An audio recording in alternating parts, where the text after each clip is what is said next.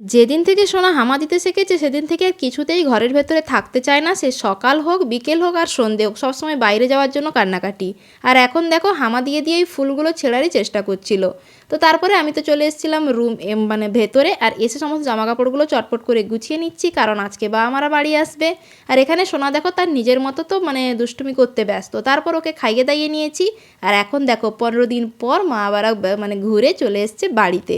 মা বারা গেছিলো দক্ষিণ ভারত, তো ওখান থেকে আজকে এলো বাড়িতে, সবাই মিলে তো খুবই খুশি। তো এখন বসে গেছি সবাই মিলে চা নিয়ে।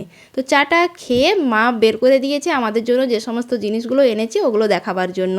তো দেখো কত চকলেটস এনেছে আমাদের জন্য, আর মা এই শাড়িটা কিন্তু নিয়েছে। তারপরে এই যে সমস্ত নাতিদের জন্যই সোয়েটারগুলো এনেছে, আর এই যে সোয়েটারটা যেটা বোন দেখাচ্ছে এটা কিন্তু এনেছে সোনার জন্য। তারপরে দু ভাই মিলে বসে পড়েছি পুরো চিপসের ডাব্বা নিয়ে চিপস খেতে।